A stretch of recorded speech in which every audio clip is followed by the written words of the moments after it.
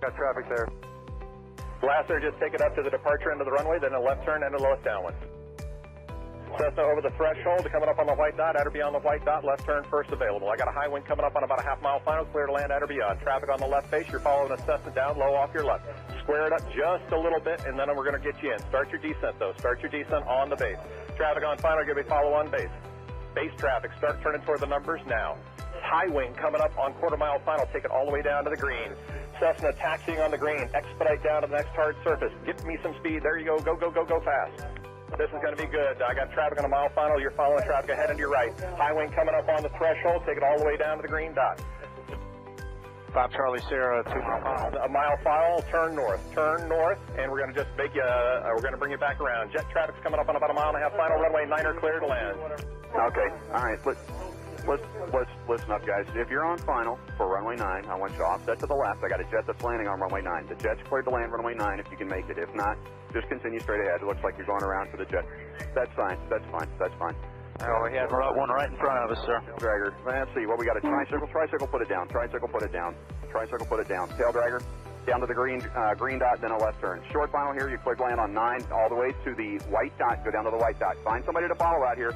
Canard, just come to the runway and I might have to just send you around. That'll be fine. And for the jet, you just want to stay in this pattern or you want to go back out for an instrument approach? Stay in a pattern, Charlie Sierra.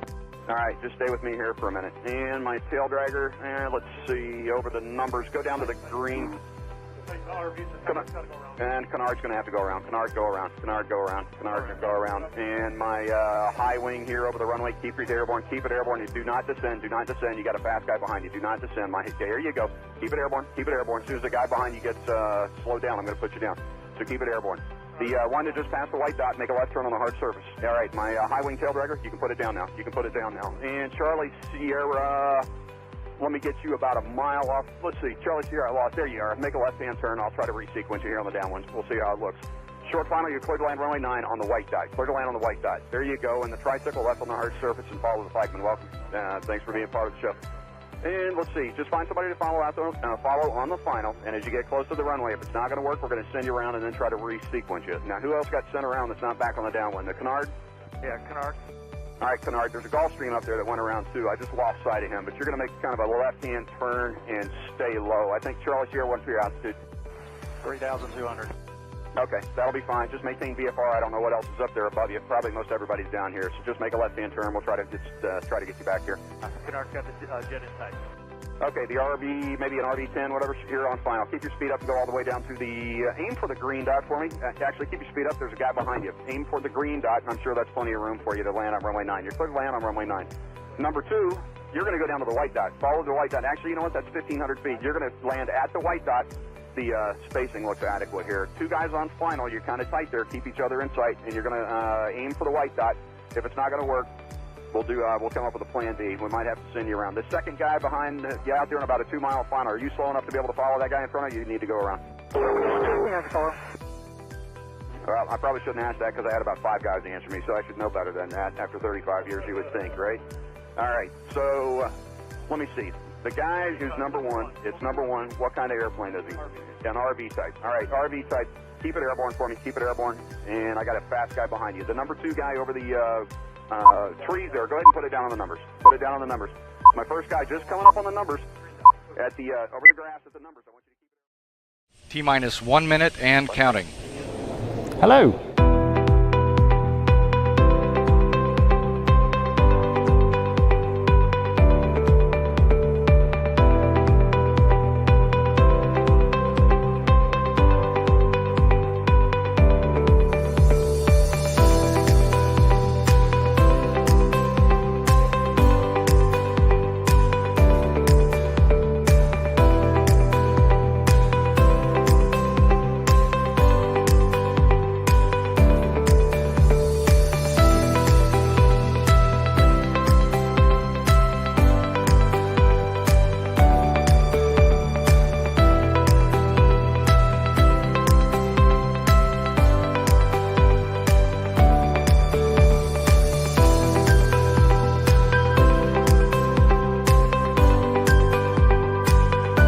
Four, 3, 2, 1. Hello, all cooler aircraft. I'm going into attack.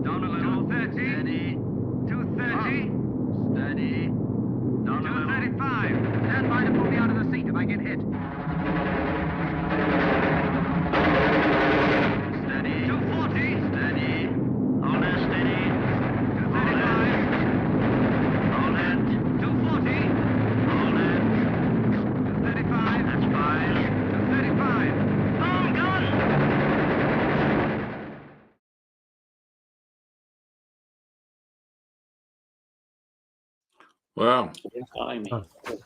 I've been thinking about this quite a bit all day, and it's kind of hard to imagine that, now, 81 years ago, we'd have been less than 2 hours ago from taking off from Scamter. And I can't imagine what those 133 people were doing with it. I can imagine they're kind of, I can't really, whatever was going on the surface, then deep down underneath, there must have been huge amounts of trepidation and everything else. What a 81 years. Anyway, welcome. Thank you very much for joining us. Excuse me. Thank you very much. I need to get a beer or something. Anyway, thank you very much for joining us. The weather's absolutely, I don't know about stunning, but it's significantly better than it has been over the last 6 months. So I'll take that as a reward. There's been plenty of flying going on, including me and a bunch of others as well. So we've got a whole bunch of stuff to get through tonight. So let's start off with the Sky Demon tip, because it might be useful now that we can actually go flying again. Here you go. Yay. Hi, I'm Tim from Sky Demon. Welcome to this week's top tip. When you have a route planned in Sky Demon, virtual radar at the bottom of the screen is a really powerful tool to see the terrain and airspace your route is going through. But did you know you can make it bigger and smaller? Put your finger in the margin here and scroll up to make it bigger. This also works to make it smaller than it is by default. And you can do the same thing when you're in flight. For our full user manual, go to skydemon.aero and choose Help and Support.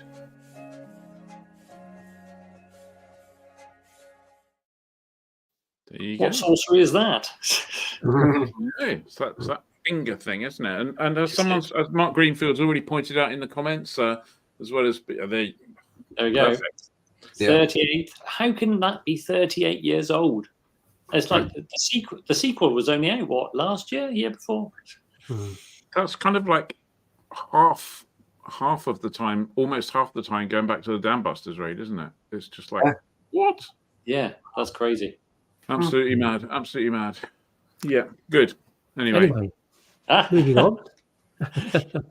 It's time for the weather, and Simon is live tonight. I'm happy to say that usually means the weather's going to be good. I'm alive, mate. Simon. I'm Ian. Yeah, talking about the Dambusters program. You know that I did a Time Watch program with the BBC about the Dambusters a few years ago. If you look on YouTube, it's on there with James Holland, and I helped write that book as well on it about the weather of the Dambusters, because weather was a major factor with so many of them going off course, because the forecast was slightly inaccurate for the upper winds, because they didn't have access to all the data. So yeah, go and have a look on YouTube. It's Time Watch, and I think it's Race to Smash the Dams. It was myself and James Holland did it. So go and have a look at that. There you go. Sorry, but it's self-promotion. But it's people are telling me it's a really interesting program. I think it is as well. So go and have a look. Right, should we talk about a bit of weather in the present day? Definitely. Why not? I'll share the satellite picture first of all. So this is a satellite picture from this afternoon. Really shows contrasting fortunes across the country today. You see that area of cloud here. This is a visible satellite picture. So it's as if we've taken the camera up into space and just taken it in visible light. So the front is sort of lying through here across the Midlands, where I have to say here it's been a miserable day today. We've had rain for most of the day. But by contrast, look, towards the north, completely clear. Towards the south, got clearing skies coming in. One or two brighter sort of echoes coming into that satellite picture. These are actually tops of cumulus and cumulonimbus clouds, and one or two just across southern England as well. So you can pick out quite a bit of detail in these pictures. But off towards the east, skies are clearing, easterly flow. So for many of us, I think actually it's going to be a better evening and night ahead. Not that we can go flying now, but tomorrow is going to be pretty good as well. So what I've done with the charts for this weekend, I've removed the fronts from them because they're not really adding much to them. So I'm going to show you these charts. These are the forecast cloud. So this is where we've got more than 6/8 of cloud. So think of it as broken and above the white colours. And where we see grey colours, that's where the cloud is broken. So more sort of scattered cloud there. And then I've put over the top here the virtual radar. So it shows us where we've got any precipitation. So this is the forecast for tomorrow, and it's showing quite a bit of cloud around. Again, it's sort of Eastern Island running through northern England that sees most of the cloud. And on the cloud ceiling forecast here, you can see the yellow colours. So they're indicating that we've got cloud ceilings around 1,000 to 2,000 feet there. Lower cloud across the eastern coast shown by the orange colours. But for most of us, 2,000 to 3,000 foot bases, perhaps even more, tops at about 8,000 to 10,000 feet. So not a bad day at all. It could still be, though, I think, a little bit hazy. But actually, tomorrow is looking pretty good. Now, Saturday, another front kind of just comes in from the east on Saturday, generally a northeasterly flow. You see on here lots of white colours extending into northern England, and you can tie that up with the cloud ceiling forecast here of around 1,000 to 2,000 feet. But across southern England, this area of rain slips its way from east to west during the day. It brings in some low cloud, the orange colour showing 500 to 1,000 foot ceilings, and they will generally go from east to west in sort of an arc through the course of the day and then improve from the east as the afternoon wears on. So better flying coming into eastern areas during the course of the day. Scotland looking pretty good, apart from the far northeast where we may see a little bit of low cloud, and across Ireland as well, pretty fair conditions there. Be careful cross channel on Saturday, does not look very pleasant at all. And then Sunday, a better day for most of us actually on Sunday. You see here these black and grey colours showing us where we're seeing mostly clear skies. So good spells of sunshine around for many parts of England and Wales and southern Scotland. More cloud for northern parts of Scotland. Bases here 2,000 to 3,000 feet. Tops probably about 6,000 to 7,000 feet. But again, the virtual radar kind of hinting at some rain, wanting to get back into southeastern England later on. I actually think this is probably what we call a convergence line across southern coast of England, brought about by sea breezes. That may just bring us a line of heavier showers on Sunday afternoon across southern coast of England. Again, just be wary if you're crossing the channel. Those convergent zones can be really quite nasty at this time of year. But check out, Form 215 close to the time, and the TAFs. They'll tell you far more about that. But for most of us, Sunday looks a pretty good day. I'm updating all the time across at my website, weatherweb.net as well. So I do the videos every day with the forecasts and loads of aviation forecasts on there as well for you. So, yeah, have a great weekend, won't you? And go and have a look on YouTube for that video. You can see what I looked like with hair a few years ago. Important question, Simon. Martin Hans says, obviously you weren't here last week. How did your solo nav go? Okay, so we got flying. We're a little bit late. Would have been late back. So didn't actually do my solo nav last week. Just waiting for the opportunity to do it now. But it might be another week or 10 days away just because of work commitments. But we did some more solo stuff, so that was fine. So perfectly happy with that. The darn weather gets in the way again, doesn't it? I have a very quick weather question for you, Simon, and you might want to just take it to answer next time you're back on live, or you might want to answer it tonight. A couple of times recently, we've had the Met Office issue yellow warnings for thunderstorms and rain and stuff like that. And I don't know. It seems to me that given that we've got bigger computers and more data than ever, we ought to be more accurate than ever. And it seems that there's a kind of almost a tendency to be less accurate and more conservative, as in calling storms and stuff when actually they don't quite materialize. Am I wrong? Yeah, I don't think you're a million miles out, Ian. I think one of the problems is the criteria for issuing warnings. That I think it can be a little bit washy and a little bit fluffy around the edges. So a lot of warnings are issued based on the impact that they may have on the public. So that's what they're looking at, rather than the impact that they would have on us as aviators. And one of the problems that you've got, and it's the same as when you issue TAFs with thunderstorms on there, that your probability of being able to predict a storm at a particular location is actually very low by its very nature, because obviously storms are generally hit and miss. So I would agree that I think we see the yellow warnings come out. They're trying to cover everybody, but they're particularly focused at the general public.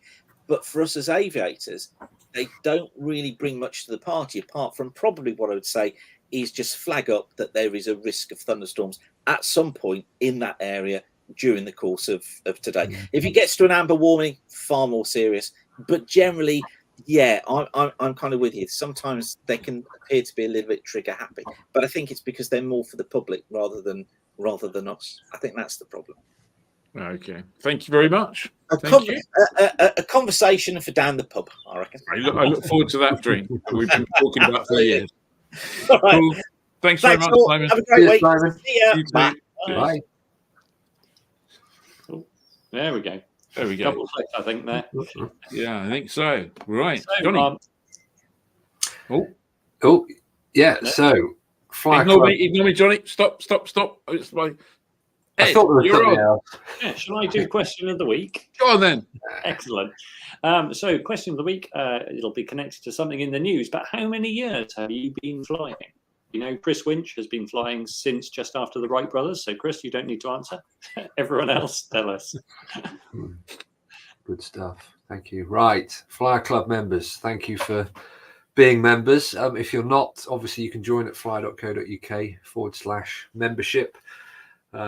And we've got, a lot going on this year with webinars and things. We've just recently, a couple of weeks ago, had Cy Wilson on to talk about tailwheel flying, and we've got the AAIB coming up on the 28th. There's going to be 3 people from the AAIB to discuss GA safety, which should be a good, interesting webinar. And of course, landing vouchers, which is what a lot of people get a huge amount of enjoyment from, and it's a good, fantastic money saver. So we've got Eschot, Tent Hill, Holmbeck, and Middlezoy this month. We've got plenty more coming next month, which we might be able to tease a few of them by next week. So yeah, join. £5 a month or 52 for the year. Very good. Get in there. Get in there. Is it Excellent. time for news? It is time for news, and I've got the first story. You So, have. what do a British microlight pilot, an RAF pilot in a Hawker Hunter, helicopters at the Olympics, and 2 skydivers now have in common? Answer: they've all flown through London's Tower Bridge. So this was another fantastic Red Bull stunt. 2 Austrian skydivers, Marco First and Marco Waltenspiel, jumped from a helicopter at 5:25 on Sunday morning, and descending from 3,000 feet, went through the bridge at 153 miles an hour, and then landed on a couple of platforms. Well, one of them went in the Thames, which must have been fun. But yeah, it's probably the most dangerous thing. It probably is. You probably need a few injections after that. But because initially you see this and you go, oh, wingsuits through that, aren't they? Just because if you watch the video, they're like descending at 45 degrees. You go, what do? But they pull up, and I think you've got a bit of video, haven't you? I've got a short bit of video. Here you go.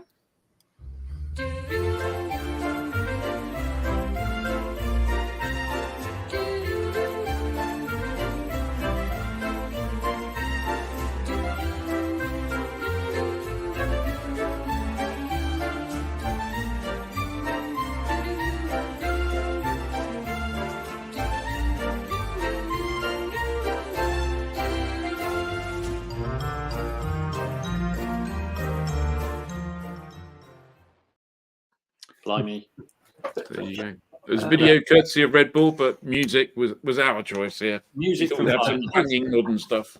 Yeah, apparently the whole thing was over in just 45 seconds. And they practiced a whole bunch up at Hinton in the Hedges, where they made a fake tower bridge and jumped 200 times to make sure they got it right. So, as Marco said, it's not a common jump and quite unique. It was quite intense, and I'm very happy we're done.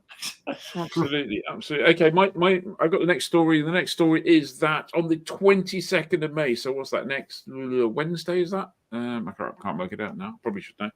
Next week, anyway, 22nd of May, the CA consultation on the simplification of licenses ends. So have your say. This is probably the biggest consultation that most of us will see in our aviation lifetimes, and there are some huge opportunities for us to take there if we get this right. So please jump on in, as they say, and make your views known. If you're wondering what your views might be, there's a decent guide. You don't have to copy it. You don't have to even take their views. But if you're looking for some pointers, then go onto the BMAA website, where Rob Hughes and Jeff Whale have done a great job kind of distilling distilling their views and really the views of much of recreational aviation. So well worth a look if you're looking for some guidance. But above all, jump in and make your voice known. Go and get it done. There's an awful lot out there for us to enjoy and move forwards on. I think it should be a jolly good thing. So jump on in, as it were. Yeah. I'll try and find the link for BMAA while you're doing news. Okay. Yes. What do you think of Wingley, the cost-sharing platform? Lots of people seem to think it's a great way to get some extra flying because they pay part of the costs. Well, you could now invest in Wingley should you want to. They've launched a crowdfunding campaign to top up the investment they need to expand their operations. Pretty sensationally, I think. This top-up campaign comes after raising 3.5 million euros from its existing. I must write that down and never say it again. From existing investors, including a company called Innovacom Venture Capital Fund. They like some risk, that company, because they've also invested in Elixir, the aircraft manufacturing company, and the new startup Aura Aero. Elixir is proving to be pretty. They really got going with that. Aura Aero, they've got some products. Let's see how they sell.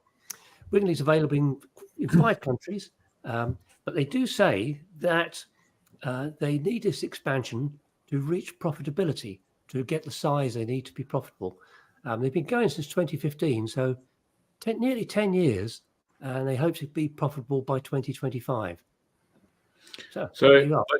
So I was going to say I spoke to Wingley today, this afternoon, in fact, just to see how their fundraising was going, how their crowdsourcing part of it was going. So in addition to the 3.5 million that euros that they've got already, they so far have raised 600,000 euros through their crowdfunding, which is pretty impressive.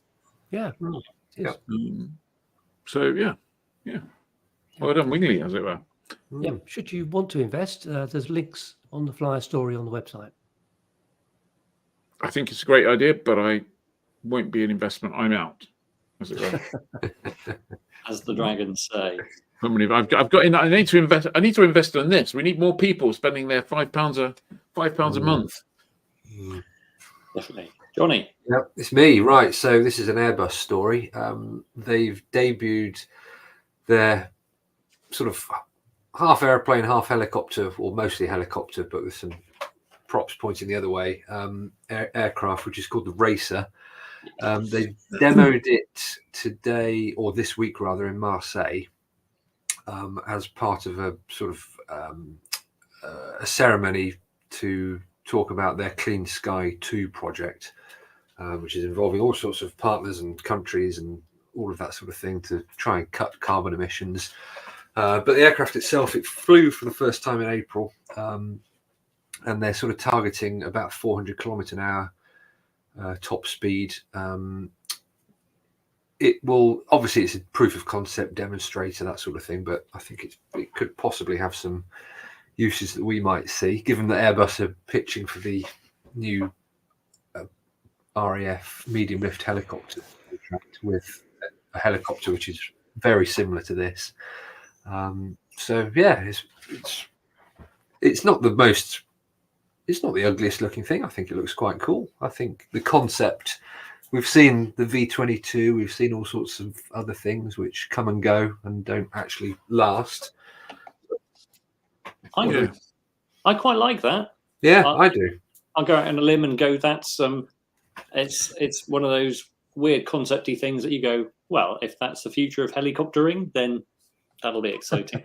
I need someone to explain to me, as if I was 5, how the whole retreating blade stall thing doesn't happen when they're going very fast due to their wingboard stuff. I mean, I get that the wings in there are going to be doing a lot of the work, but the blades must still be doing some of it, surely. But anyway, now's not the time for a deep dive on rotor aerodynamics. Isn't that the former Eurocopter X3? I think, Mike, the Eurocopter X3, the props were on the wings on the front. It was a tractor rather than a pusher. And I think this is just, it's probably there's probably a little bit of little bit of inspiration in there from the X3, but I think this might be all new. So There's wizardry, isn't it? Yeah. The X3 had a couple of turboprops, didn't it? Okay. On the wings. Mm. So, next story. If you're going to Private Flyer Fest this weekend, it's on Friday, tomorrow, and Saturday. There'll be 2 new aircraft, new to the UK. That is, they're from Aerospol, which is a Slovakian company, and their agent LX Aviation is bringing over this. This is the first time it's been seen. It's the Rotax 916 powered WT9 Super Dynamic. So this is a 160 horsepower, 2-seat, slippery 2-seater. They're also going to have their 4-seater, which is called the WT10 Advantic. So these 2 aircraft are going to be there. There's all sorts of equipment fitted to these.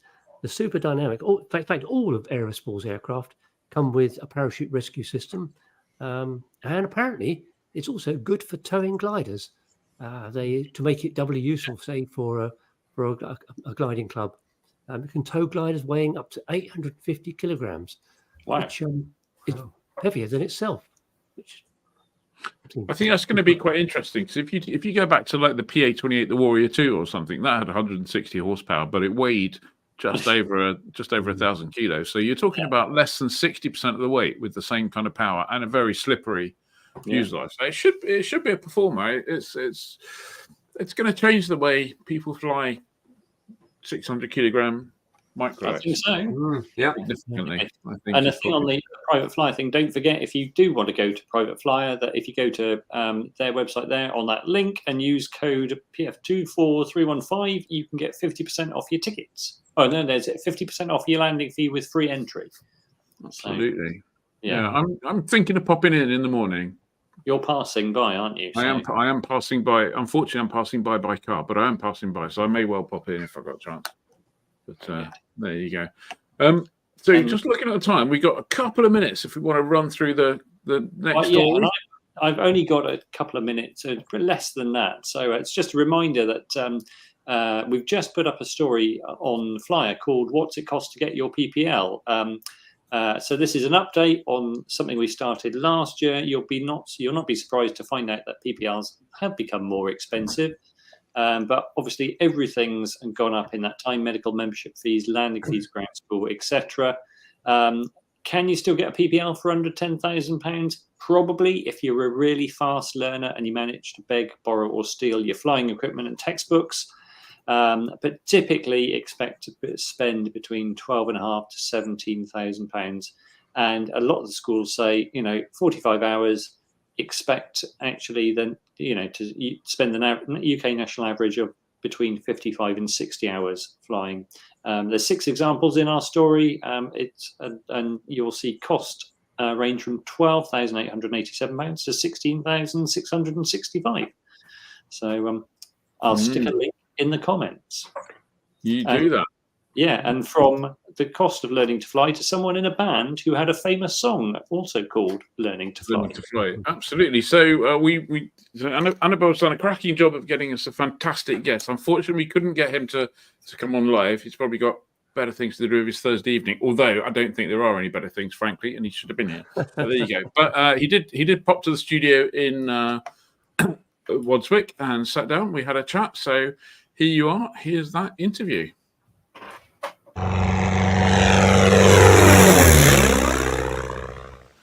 Ian Mason, thank you very much for agreeing to come and talk to us for the Flyer live stream. It's an absolute pleasure to meet you. Obviously, most people will know, pretty much everyone will know your history with regards to the music world and Pink Floyd, and founding member, being a drummer. A fewer people, but still a lot of people will know about your, I guess, is it okay to call you a petrol head? Is that yeah? Petrol head racing driver. You've competed at Le Mans, and you own at least one very, very nice Ferrari that I know of, and probably more. But today we're not here to talk about music. We're not here to talk about cars. We're here to talk about flying. Fewer people know that you're a pilot. So how did that come about? Why did you decide to learn to fly? Was it just a kind of fun thing? No, it wasn't really. It was all Vic. Do you know Vic Norman? I do know Vic Norman. Vic was a friend of mine who I'd met through motor racing.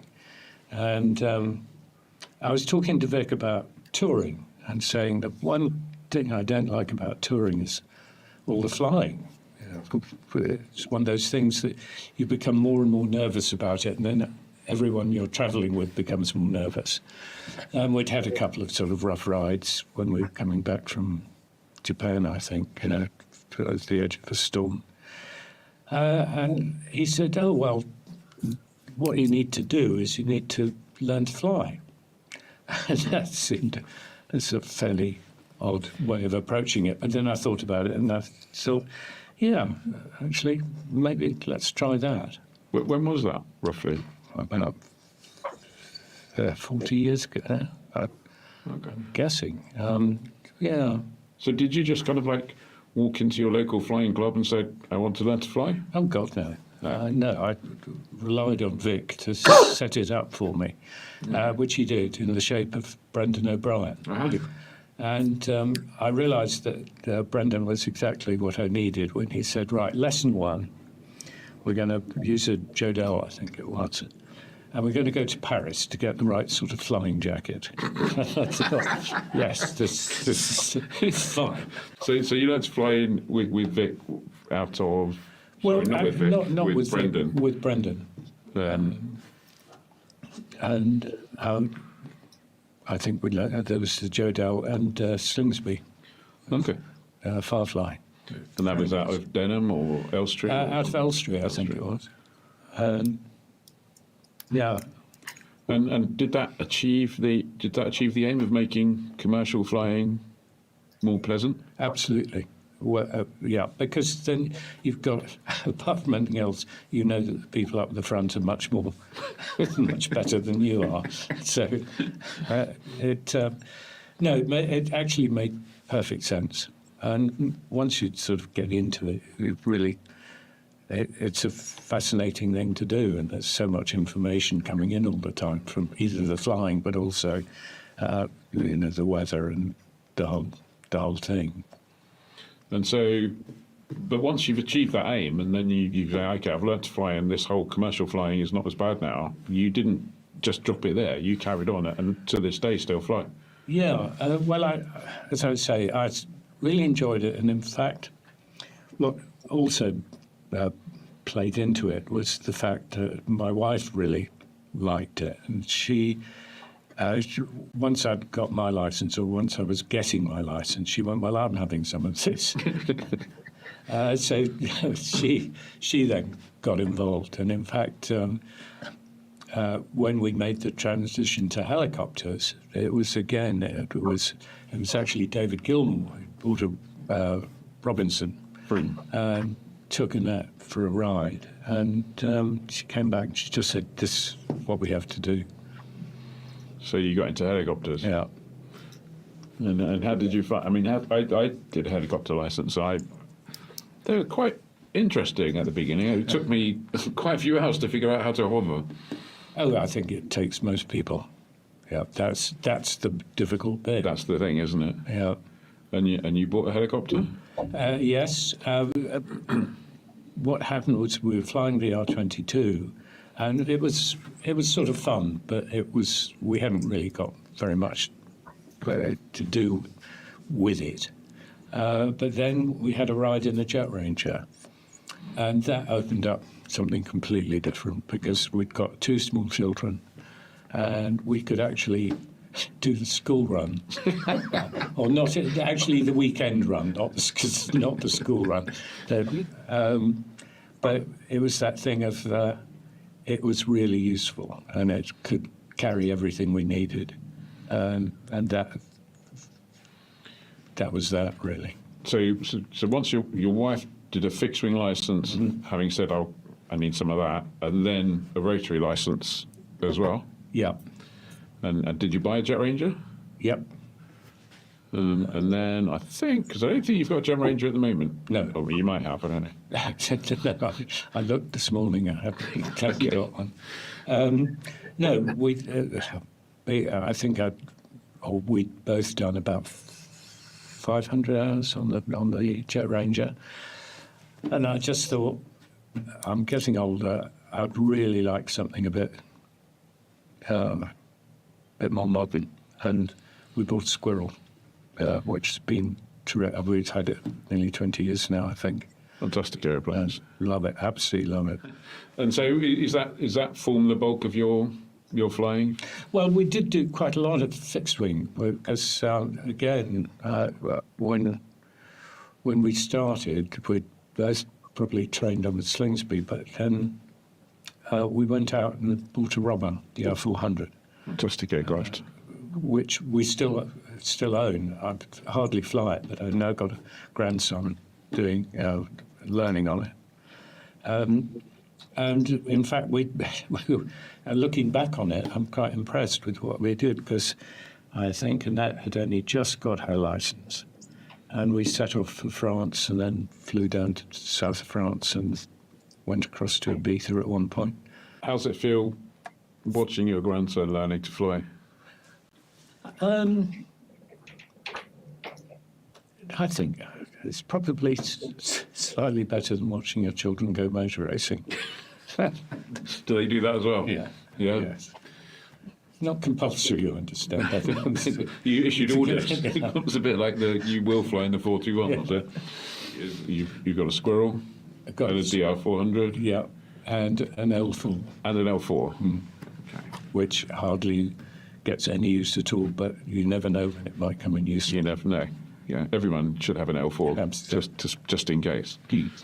I was doing a little bit of reading about this, and it seems that over the years you've been involved in various other kind of aircraft. Well, there was a period when David Gilmour and I shared a number of things, but he then went off and wanted to do more and more, and I think we had sort of half ownership on a few aircraft, including a Stagger Wing, which I just was never flying it, and I just thought, I don't really need this. And he really, he wanted to go to North Weald, I think. And so I actually came out of that and just stayed on the helicopters. I did read, I couldn't quite believe it at first, but so maybe I got it wrong. I did read that at one point you part-owned a Golden Eagle that you kept at Gatwick. Yes. Yes. No home should be without one. Yeah, and we actually used it for touring. It was a lovely thing to do, but not very practical. I'm guessing that both you and David Gilmour were happy with the whole aviation concept. That's not necessarily always true with a wider group of people. What do you mean? I mean, sometimes some of your friends aren't as enthusiastic about aviation as you are, and you have to get dragged along. Yes, that's true. But it's as David and I were the principals of the band at the time, it was fairly easy to issue an order. Well, I'd Luftwaffe, I have some think. And I think you also have the distinction of having owned at one point the last Super Cub built Wi-Fi. Yeah, which was actually a lovely thing. But again, it's that thing, if the things stay in the hangar for too long, it starts being a pain, really. And as I say, once we'd really got into the helicopter, we actually used it rather than always going for breakfast somewhere and then coming back again. I think it's a terrible thing for me as an aviation publisher to say, but it is possible to have too many aircraft. Because they do, if they're not used, they do gradually just dissolve. Yeah. No, I think people underestimate. I would say the same with cars. That it's a great idea to have 400 cars in your basement, but actually it's not. You don't really get that much out of it. Looking back on first of all, on your fixed wing flying, are there any sort of flights that stand out as? I think really that whole thing of going abroad is probably the thing you sort of remember, because it just opens up such a world, and particularly, I think we talked about it earlier, the business of flying in France, which is so relaxed. And we had a steerman for a while, which was sort of Vic Norman's speciality. But we actually went to France and with a couple of other people in aircraft, and I think around Bergerac, and did quite a lot of training on that. That was just a wonderful way of spending the time. And French, I mean, the interesting thing is that there'd be the sort of regular flight from Paris coming in, and then they'd say, just hold for a moment, just let him get out the way and carry on. Yeah, so it's a very beautiful country to fly in, a very easy country to fly in. So the Stearman is a great airplane. It's quite big. If you can put it next to an L4 or something, or even a Super Cub, it's a step up. So, and it's not super fast either. No. So it may have taken you a while to get to Bergerac. It did. I remember because I think we were on our way there, and there was a conversation with a controller, and we said we're a formation. And he said, looks more like a gaggle to me. It was a bit cutting, wasn't it? Yeah. A bit unnecessary. Thank you very much. Yeah, we probably such a cheap landing fee, you can let him off though. And the helicopter, I mean, helicopters are fantastic and versatile machines, but if you're going to go a long way in one, you know it. Yeah. So, I mean, have you taken the Squirrel overseas? Or? Yeah, well, because you can, with the Squirrel, you can more or less do Denham to Le Mans without refueling, which is sort of perfect, particularly when I was doing that, I won't say regularly, but that sort of thing. The big difference is when you, and particularly with helicopters, I think you need to be current enough to enjoy it. And actually,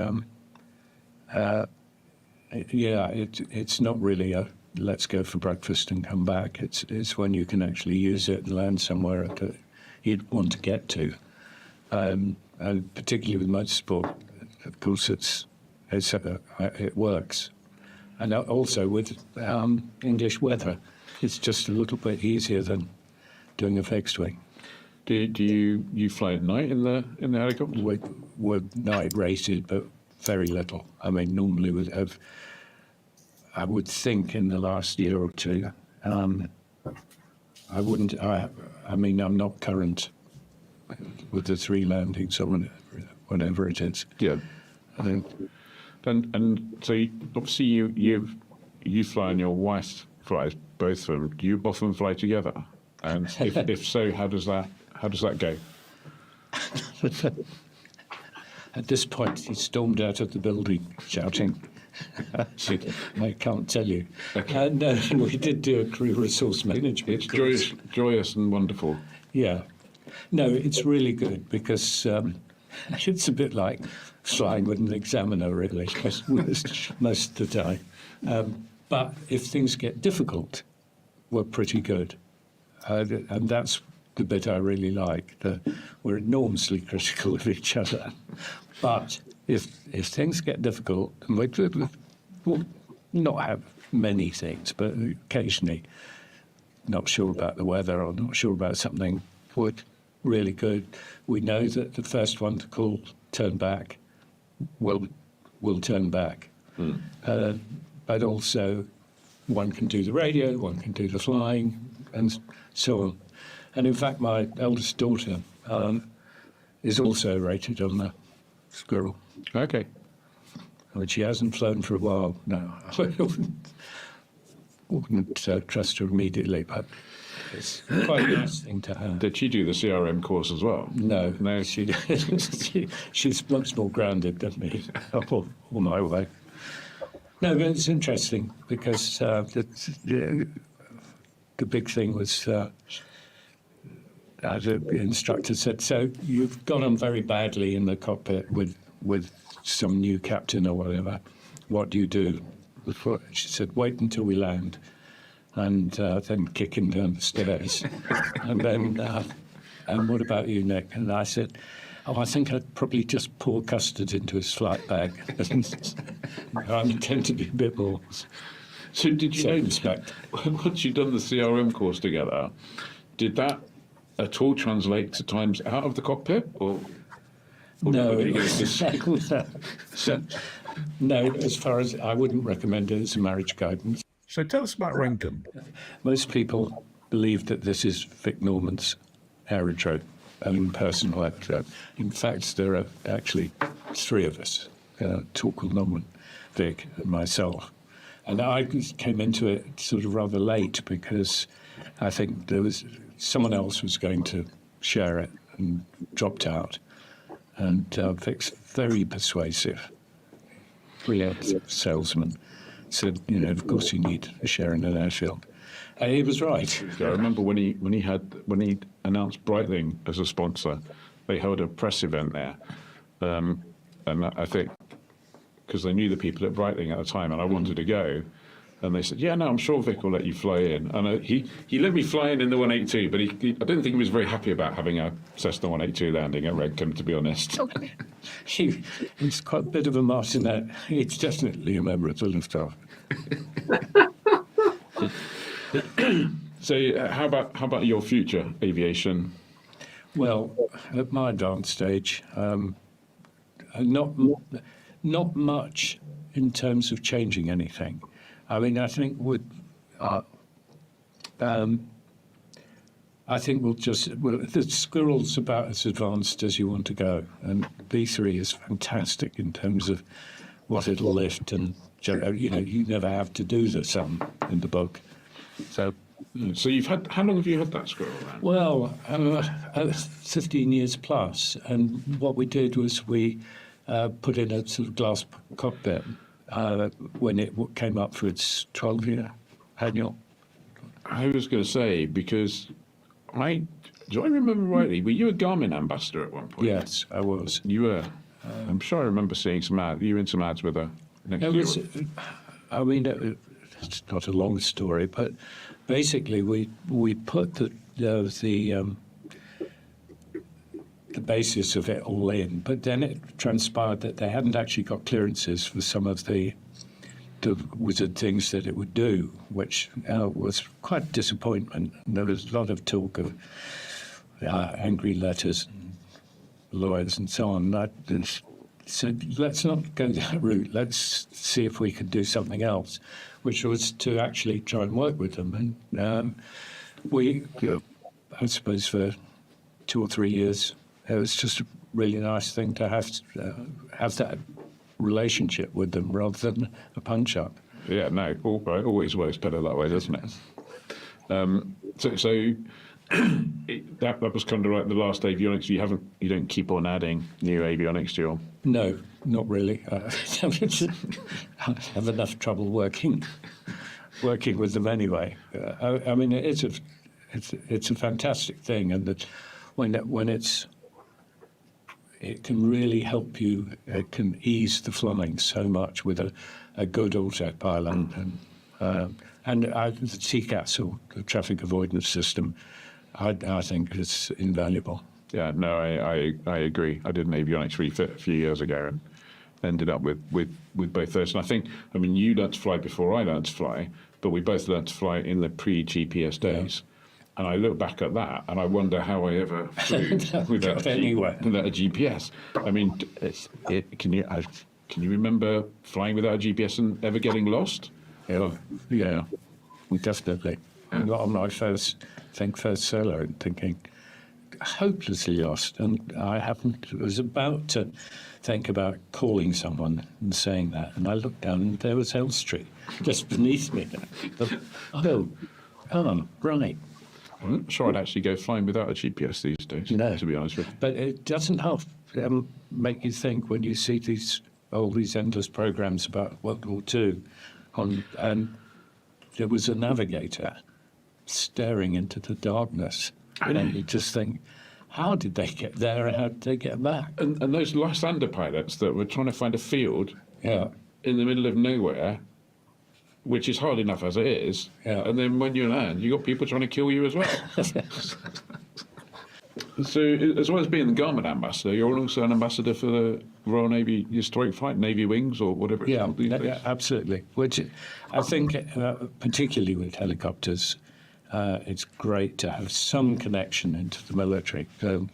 Occasionally get to, either get the opportunity to fly with some of them, or just talk to some of the pilots. And in fact, we're coming back to my marriage now, because we had, I think we were on the simulators where they were a pair, and so the instructors were very impressed with my wife, who shot me down,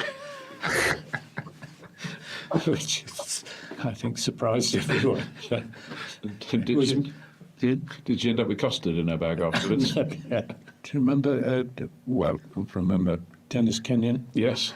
Yeah, he did some writing for us. Yeah, back in the day. Well, we actually booked him for my wife's birthday party, which was a terribly good thing, because he did the sort of display, the almost ground level display.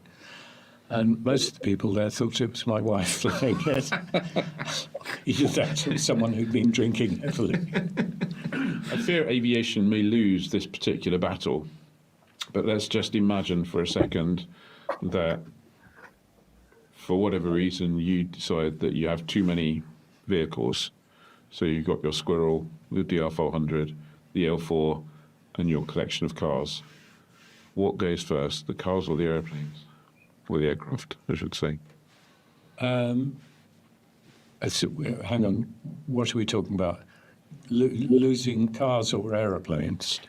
Or if for whatever, let's say that you decided you needed to downsize because of your hangar is too small or something. I don't know. Yeah. What would I get rid of first? Yeah. I don't know, but I think I'd start the other end and say I'd keep the GTO and the Squirrel. That's not a bad combination, is it? No. GTO and a Squirrel. Yeah. I think on that note, that's a great place to leave it. Nick, thank you very much for coming. My pleasure. Whoops. Hang on a second. There you go. I had to stream that video, so I wasn't quite sure what happened at the end. What an utter! It seems like just a really lovely, enthusiastic flyer. He is a true gent, and no, absolutely. I think it'll be. I spoke to him briefly after that chat, and I think perhaps a little bit later on in the spring/summer, when it remains warm, we'll see if we can't get him along, get his wife to come along as well, and have a chat with his wife. Maybe maybe we can persuade him to do it live in one of the open hangar thing. You never know. I'm being a little bit ambitious there, but hey. You've got to have stretch goals. But from listening to Nick talk about Mrs. Mason, it sounds like Mrs. Mason is as much a rotary head than he is. I think very much so. Very much so. Yeah. No, indeed. So and they don't. I don't think they live far from Wadswick, so that's useful as well. Yeah. No, it was. Sorry, I was going to say, I did wonder where that story about Dennis Kenyon was going to go, because I knew Dennis very well, and let's say he's energetic chap, and, open to saying the wrong thing at the right time. No, it was good. I'm glad I did it. It was absolutely. Anyway, right, there you go.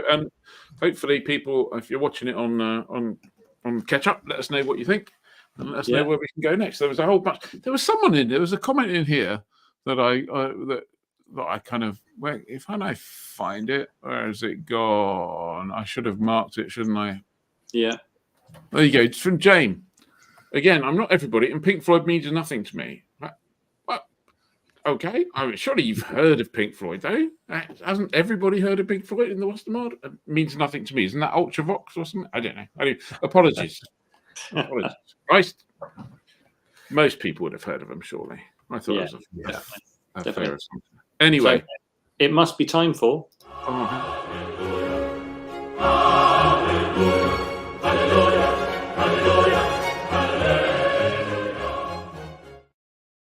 wasn't quite ready for that, but there you go. Brilliant.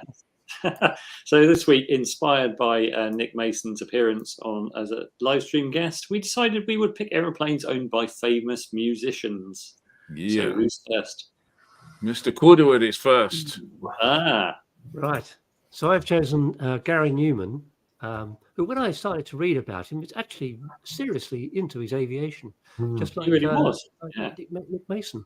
Anyway, Gary's one of the aeroplanes he's had is T6 Harvard, painted to look like a Japanese Zero, and he flew it. He did a lot of flying with it. He flew it in air shows, in displays. Teamed up with another chap, and they formed a display outfit called the Radial Pair. Yeah. So I think a Harvard is a really nice aeroplane to have. Actually, it probably doesn't break the bank so much as a full-blown Spitfire or Hurricane, but a very nice aeroplane to fly. I mean, Dave, when you say painted to look like a Zero, it was basically white, and you just had to get a couple of red stickers. Exactly, yes. I think didn't he spent in the 80s? I think he spent a lot of time being shot down by various people at air shows, didn't he? So pretending to be and interesting fact, I think that photo that you show of Gary's T6 is the long lost badminton air day. Yes, you're right, actually. Wow. Yeah. Wow. Okay. Well, it's still a Harvard, though, isn't it? I'm not sure it deserves a place in the fantasy really, but there you go. Right, my turn. My turn next. I went for a Grumman Albatross, owned by the legendary Jimmy Buffett. I mean, it ticks every single box. I think you'll find it's got a couple of radial engines, so right cyclones. R1820s. It can land on an open ocean. I mean, none of this the waves are like more than 6 inches high on this little lake. No, you can go and land on proper open oceans. 10 passengers, so quite a few people have turned them into kind of like living on boats, as it were. It's a slight issue. Cruise speed only 108 knots, which is not super fast in anyone's money. However, it will do that for 2,480 nautical miles. So that's just bloody huge, isn't it? Everybody wants one of those, surely. And Jimmy Buffett makes great margaritas, so you could have a margarita making machine in one of them. Plus, in one of his lesser-known songs, he actually mentions the Sporties catalogue from Michael Wolff's last week. So Sporties catalogue, the LL Bean catalogue, and Victoria's Secrets catalogue get a mention. But I'll take the Sporties catalogue in that lot. So I reckon that's got to be the winner, hasn't it? Surely. Well, it's a good one. I don't think a pilot shop catalogue has ever featured in a piece of music, has it? That's amazing. I don't think so. I think that's probably it was kind of like, I won't go through the whole story because it takes a while, but yeah. Was that picture? Was it actually a real one? Because the sponsons, floats, and the wings looked a bit like a plastic duck sort of thing. Yeah, no, that looks like a real one to me. Right. Okay. No, that looks real. I don't know what ducks you got down in Plymouth, Dave, but that looks more like a sponson to me. Right then, Johnny. So I've gone a bit obscure. I've gone for a bloke called Alan Jackson, who, funny enough, Alan's biggest hit is called "It's 5 O'clock Somewhere," which is a hit with Mr. Jimmy Buffet. Mr. Buffet, yeah. Buffet himself. So they were both good mates and pilots. Alan lived kind of Nashville area and was big into farming. Had a private jet, got interested in just watching the guys flying it, and then ended up getting his license. I don't know if he flew his jet. He had a Falcon, but he did end up with one of, I think, 2 turbine amphibious Mauls. The picture on the right is the only photo I could find of him with it, and it's about 250 pixels by 300 pixels. But I think I found the picture on the left is from not Barnstorm, was a different site. When it was for sale only a few years ago. But I think that's the exact one, obviously with the addition of some stripes down the side. I'm not sure that's got enough windows in it, has it? Would it be cruel to ask? You know the picture on the right? would it be cruel to ask which one's the dog? Is it the airplane or the dog? Just wondering. Yeah, well, yeah. I've flown a turbine more, not an amphibious one, but one on wheels. And it was good. I know you haven't got a lot of love for Mauls, but you did like the turbine Maul, didn't you? Absolutely. I mean, Moore's toe wheel Moors are look purposeful and are purposeful and really good at what they do. They're not the best made aircraft in the world, and nose wheel Moors don't look good. But so an amphib turbine is probably about is the top of the Maul tree, I think. Yeah. So there you go. That's what I really think about it. Ed.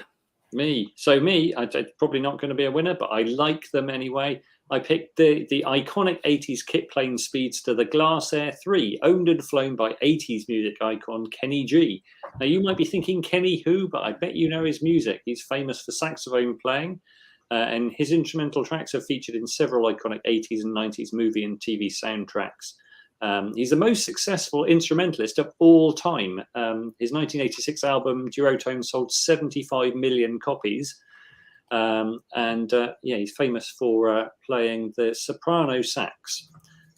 He owned his Glass F3 for just a few years after learning to fly, and then traded it for a lovely Beaver on amphibious floats, which he's flown across the US 6 times. I would have picked Kenny's Beaver, but I'm pretty sure it's been in my fancy hangar in the past. So interestingly, Kenny holds the world record for playing the longest continuous note, an E flat, for 46 minutes. That's really interesting. 46 minutes. 47. Jeez. Wow. Let's set out to break that record. I guess that wasn't one of his record-breaking hits. I guess not. Okay. So, there were lots and lots of suggestions earlier, including Bruce. It would appear some people got the wrong end of the stick, and they were picking famous people's aeroplanes because Catkin said Tom Cruise's Mustang. I don't think Tom Cruise is a musician, as quizzed by David Eads. What have we got in the comments? Straight away there was a Dave Wins. No, I think we got this one here. Ian Wins again. Well, it could be. I am getting an Ian Wins vibe. Peter Cox said he saw Gary Newman display at Duxford in that aeroplane. Apparently, Gary Newman also has a PA-31 based on Jersey. And Lyndon Griffith nearly MOR'd Gary Newman. Okay.